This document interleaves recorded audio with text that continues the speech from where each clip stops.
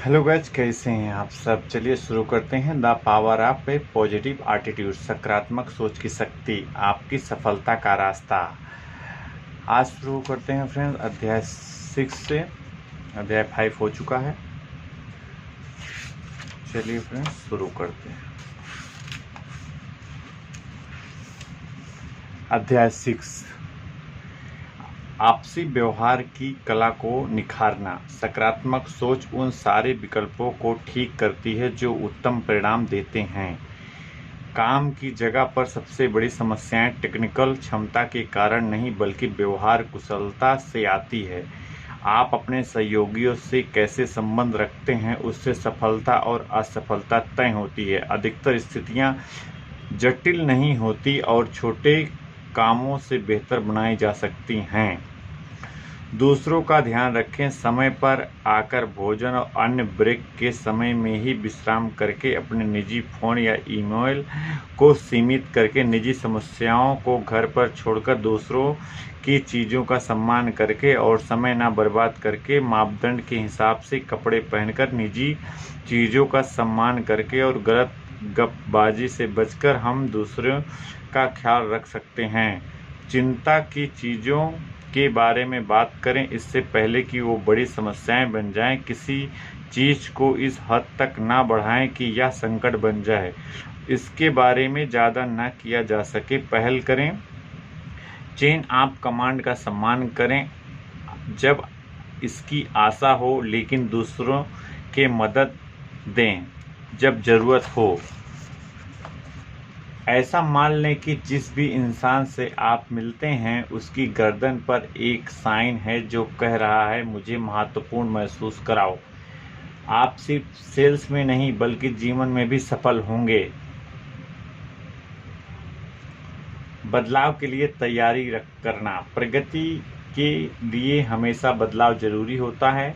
आपकी सोच आपकी हद तक तय करती है। आप जैसे तैयारी करेंगे वह अनुकूलित होंगे। बदलाव हमेशा आरामदायक नहीं होते या हमें अनिश्चित और असहज बनाता है। जब भी एक बदलाव तर्कपूर्ण और सही लगता है हम खुद से पूछते हैं कि किसे पता यह कैसे होगा। क्यों ना चीज़ों को वैसे छोड़ दें जैसी वह है।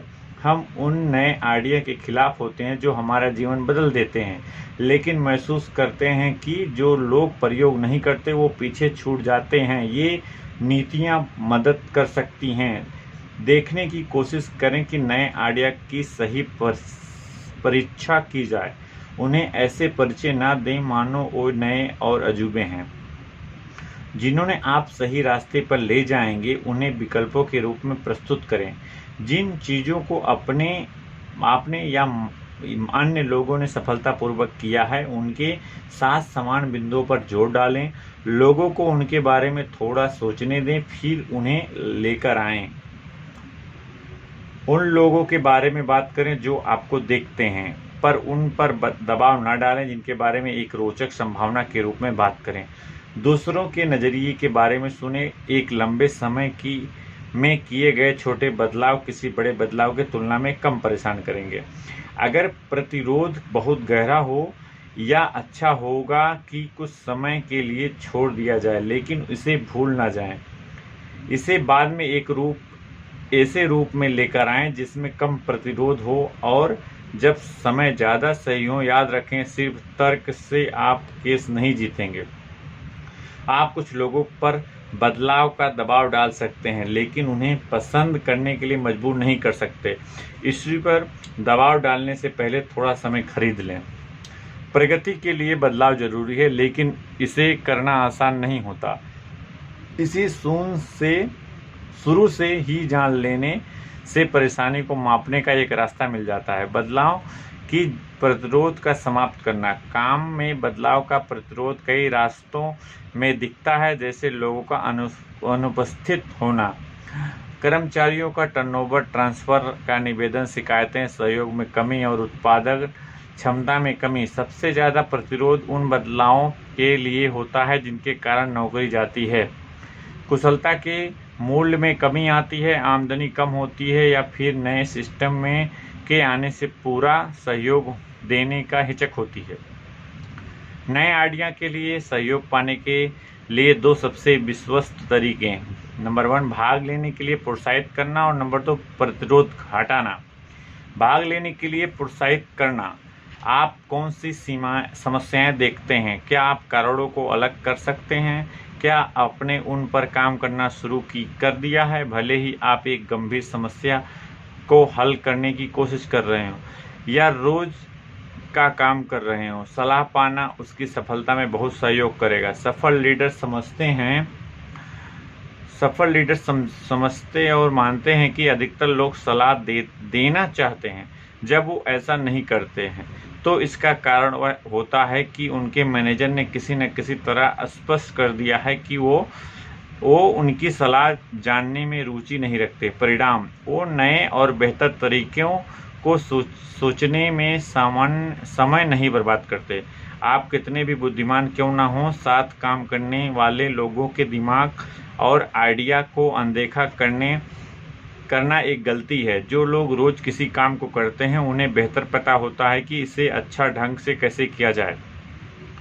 थोड़े से प्रोत्साहन से वो अच्छे आइडिया के साथ आते हैं। लीडर को सिर्फ उनके अपने प्रदर्शन से नहीं मापा जाता, बल्कि उनके टीम की पूरी कोशिश से मापा जाता है। जो मैनेजर एक ऐसा वातावरण नहीं बना पाते जिनमें सहयोगियों को सोचने और नए आइडिया पेश करने की आज़ादी हो, वो उनकी क्षमता कभी नहीं जान पाते।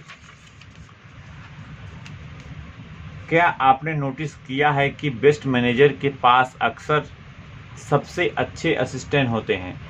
या सिर्फ संयोग नहीं है, ऐसा होता है क्योंकि वो अपने असिस्टेंट को ऐसा बनाने की कोशिश करते हैं। वो लोगों के सोचने के लिए प्रोत्साहित करते हैं और उनके प्रदर्शन को बेहतर बनाने के लिए जिम्मेदारी लेते हैं।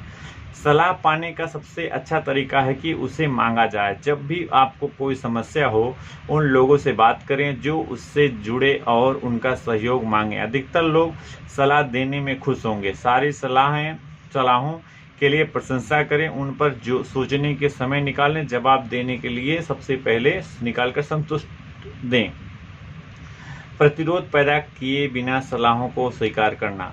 मार्गो मास्टर ने एक समस्या पर चर्चा करने के लिए लोगों को बुलाया। डायने, एक नई सहयोगी ने एक हल सुझाया। मार्गो का तुरंत जवाब आया, हमने इसे आजमाया था पर यह काम नहीं आया। अब यह बात सही है कि उन्होंने ऐसा कुछ आजमाया था जो सफल नहीं हुआ, लेकिन डायने ने समझा कि वह मेरे आइडिया पसंद नहीं करती है। उन्होंने ऐसा कुछ आजमाया था जो सफल नहीं हुआ, लेकिन डायना ने समझा कि वह मेरे आइडिया पसंद नहीं करती हैं। वह प्रतिरोध से भर गई। साथ ही उसने मान लिया कि आइडिया देने में कोई लाभ नहीं है अगर वो ठुकरा दिए जाते हैं। मार्गो कैसे वह आइडिया आविष्कार कर सकती थी जिससे डायने नकारात्मक प्रतिक्रिया नहीं करती। इसे निजी तौर पर करें, दूसरों के सामने आइडिया मत ठुकराएं। डायने को आइडिया को लिए धन्यवाद दें और कहें कि आप बाद में बात करेंगे। जितना जल्दी हो सके मिलें और आइडिया पर बात करें। जब वह अपना आइडिया दोहराती हैं, कहें हमने ऐसा 2 साल पहले आजमाया था पर बहुत बड़ी समस्याएं आ गई थी। यह शब्दों के अंतर पर ध्यान दें। इसने काम नहीं किया या फाइनल है, इसे किसी भी तरीके से पलटा नहीं जा सकता। दूसरा तरीका है, पर बहुत समस्याएं आती हैं। दरवाज़ा खुला रखता है। जब वह यह जान जाती है, वह कह सकती है कि मैंने उस बारे में नहीं सोचा, मुझे इस पर और सोचना चाहिए। या वह कह सकती है कि मैंने वह संभावना पर सोचा और मेरे पास उसे सुलझाने के लिए कुछ आइडिया है। सही सवाल पूछें। सुकरात ने कभी अपने छात्रों को नहीं बताया कि वो गलत हैं।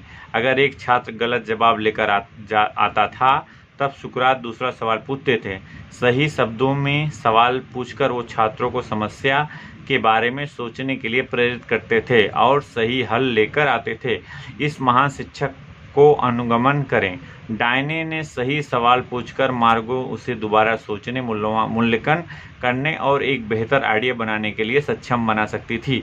अच्छे सवाल पूछकर डायने अपने मूल आइडिया पर फिर से सोच सकती थी और एक बेहतर आइडिया ला सकती थी। अगर आपको सलाहों को ठुकराना हो, इसे प्यार से करें। कोई शंका ना रहने दें कि आप आइडिया पसंद करते हैं और ज़्यादा आइडिया चाहते हैं। अगला वाला अच्छा होगा। धन्यवाद दें और एक सकारात्मक सोच को आनंद लें।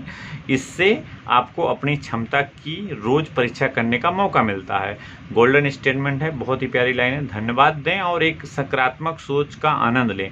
इससे आपको अपनी क्षमता की रोज परीक्षा करने का मौका मिलता है। Thank you so much. बहुत बहुत धन्यवाद फ्रेंड्स।